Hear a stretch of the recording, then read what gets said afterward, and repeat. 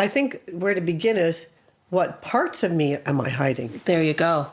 Right? And then why do I hide those parts of me? Right. Because I think understanding what parts we hide is so critical. Like when I think of you as a little girl or me as a little girl or Beck or Cameron when we're little and the people we were then, what were the elements that we started to hide as we developed? Right. And why are we hiding those? Right. What do I do to contribute to feeling unseen?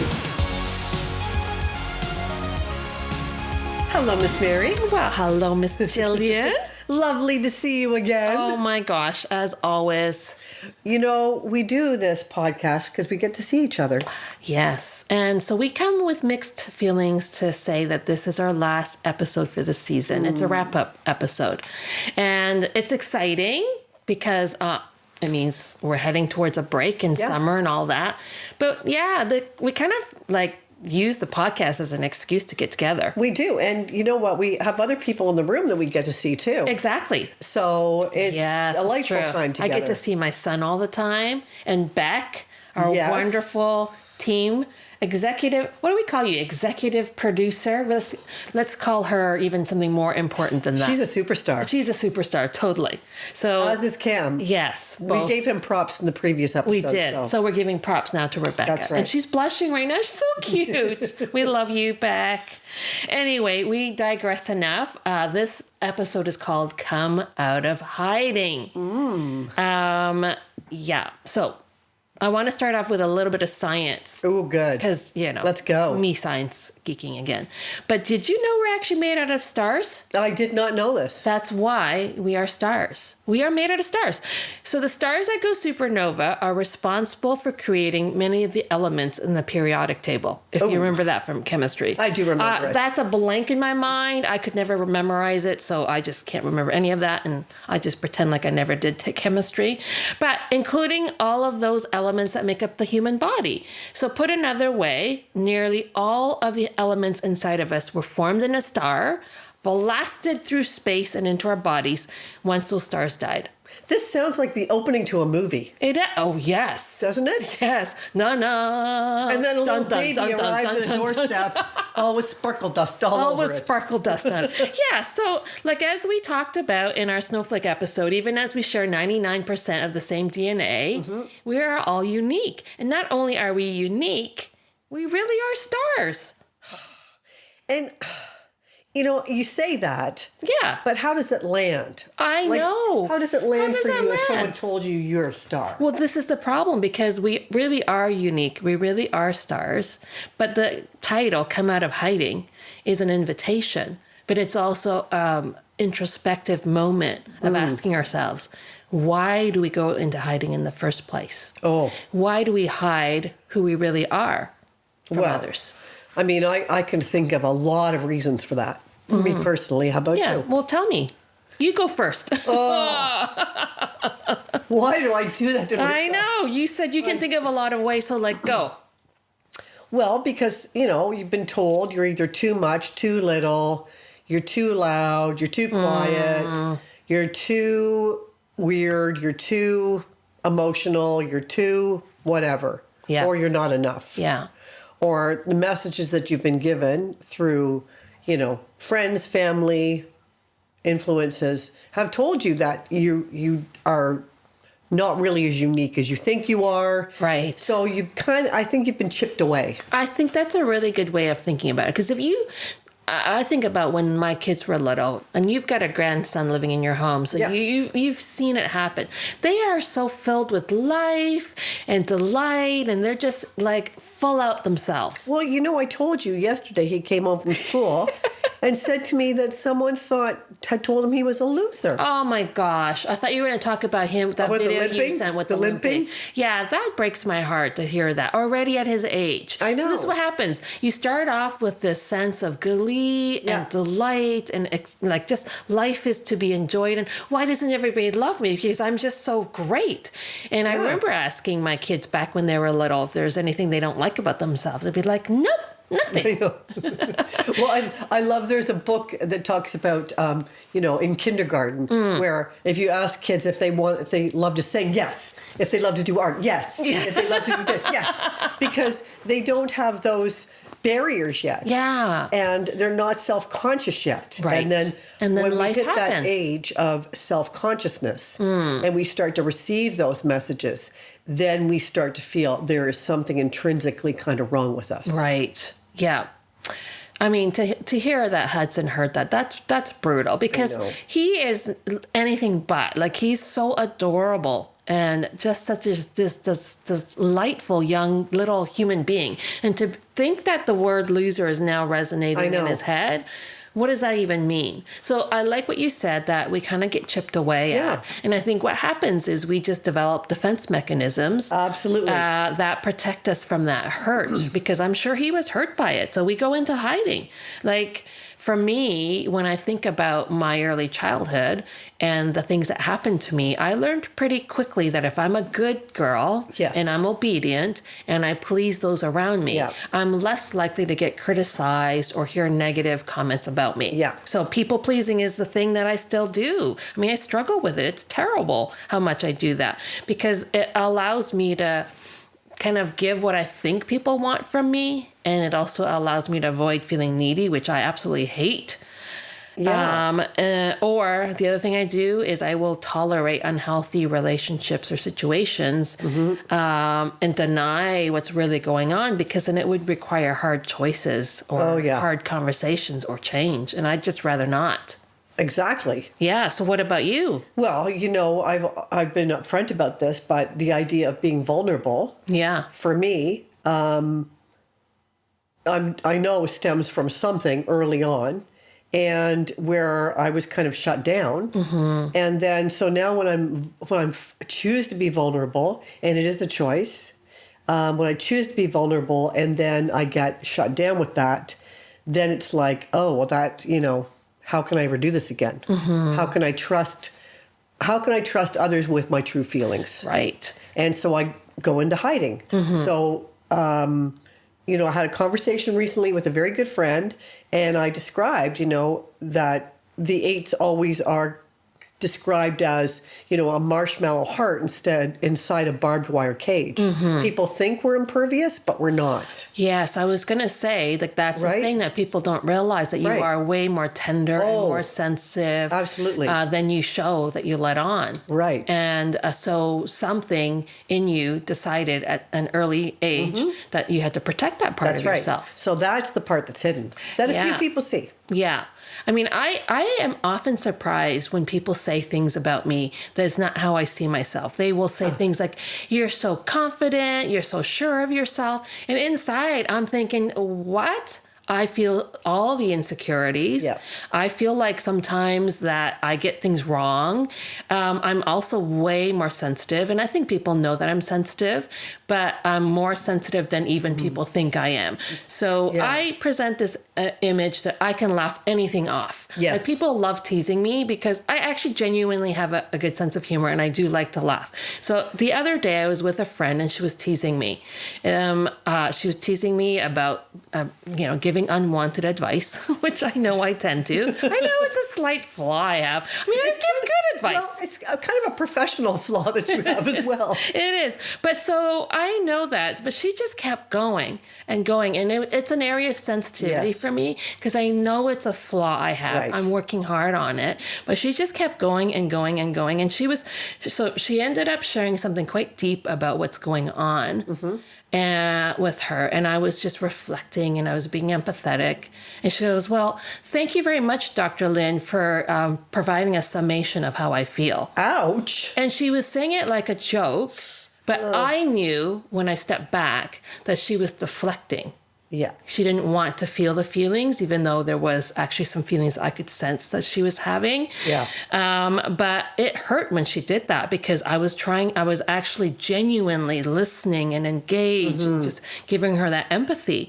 So for me, I do cover it off. So when she did that and then she laughed, so of course I laughed back. Right. And I'm pretty good at faking that it didn't bother me, but it bothered me. Sure. And so now I'm like, can I like just be myself with her? Because I can't help it. Like the Dr. Mary and the Mary just kind of interweave with each other. And I know some of it's helpful. I know a lot of it is not helpful, but like that's kind of what I'm working on. So that's part of my struggles. And I think for a lot of our viewers and listeners, you can relate to this one.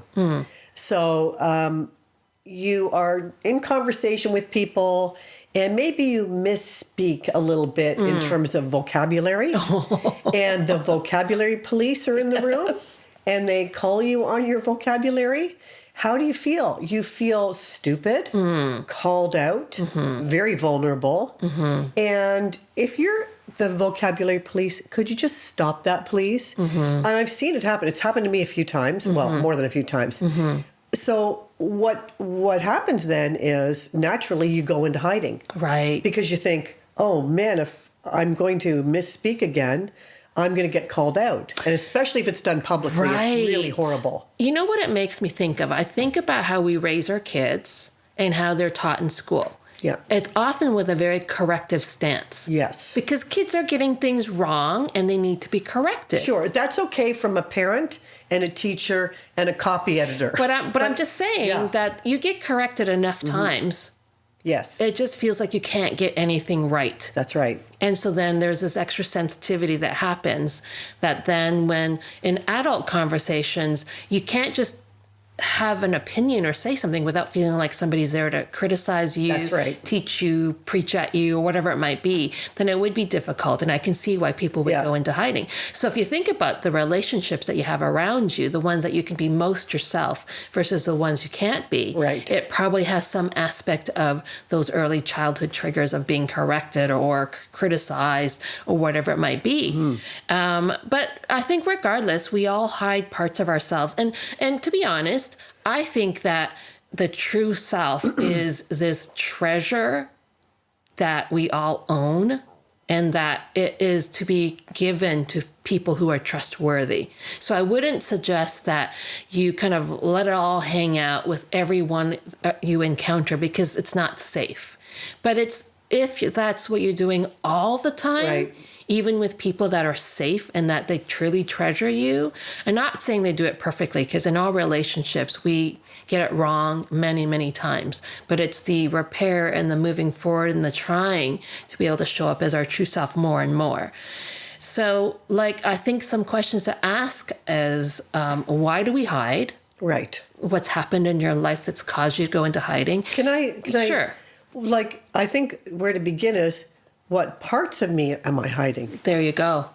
Right? And then why do I hide those parts of me? Right. Because I think understanding what parts we hide is so critical. Like when I think of you as a little girl or me as a little girl or Beck or Cameron when we're little and the people we were then, what were the elements that we started to hide as we developed? Right. And why are we hiding those? Right.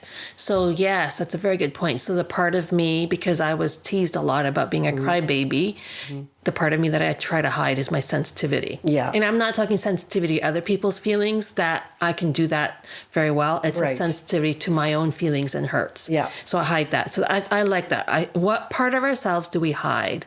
And then why do we hide them? Exactly, yeah. And in what situations do I feel most unseen? Oh.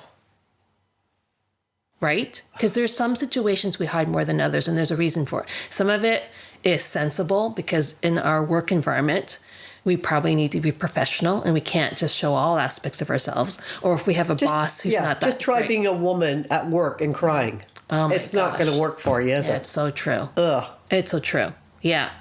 But, so, not only in what situations do I feel most unseen, what do I do to contribute to feeling unseen? So, I'll give an example. If I'm in a room and it's a lot of men in that meeting, I'm just not nearly as vocal as I am if I were with a group of women. It's not great, but I just feel more insecure. Yep. They're more quick to cut me off, I find. Not that women don't, but like, I think I contribute to it because I get scared. Or if I'm in a group of people that I consider sort of like cool, Yeah. you know, like the cool crowd. Oh, yeah. I might sort of try too hard to be liked by them. So I'm kind of hiding the truth of who I am. And I've got this veneer of sparkling, confident, oh, of course you're going to like me, but am I really showing all the parts of me? So there are things that I think, it's a good question is, what do you do to contribute to feeling unseen? So it could be staying quiet. It could be not expressing our feelings, not speaking up. It could be not setting proper boundaries, letting people get away with things. For me, I can think of kind of a couple of things. The playfulness, the silliness, and the humor. Yeah. Right? I love those aspects of you. And when I can be in a safe space, that all comes out. It does. So, you know, I can, with my family, with my close friends, that stuff comes out. So when you tell me that there's a certain person that Cameron knows very well who thinks I'm funny on her podcast, I'm like, really? Yeah. Because I don't feel funny on the podcast necessarily. Right. I feel funny in other circles. No, you got a lot of fans who think you're really funny. You are super funny. Well, I know I am, but I hide a lot of that. Yes. I think so. I do. Yeah. Yeah. Well, because it is a vulnerable place. It is a vulnerable place because what if people don't like it? They don't think you're funny, etc. Right.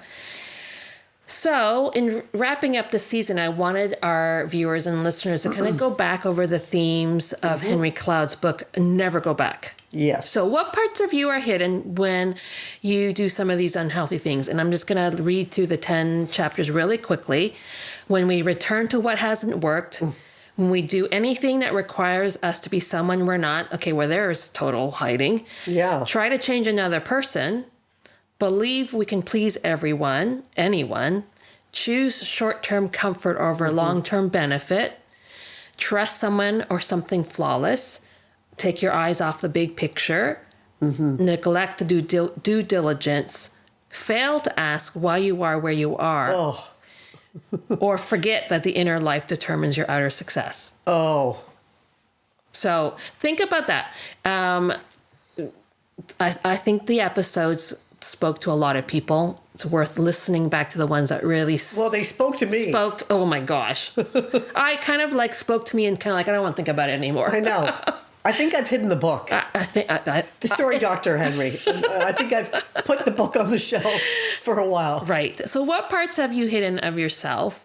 And I especially think this last chapter, when you forget that your inner life determines your outer success. If our inner life determines our outer success, and our inner life is actually our true self, it's actually the aspects of who we really are, and we forget that, and we just go into this performative, people-pleasing, control, just kind of outward focus, and we forget about the inner stuff, then we really are in hiding. So that's the whole thing about come out of hiding. Yes. Yes. Well, this is like a perfect segue, you know. Well.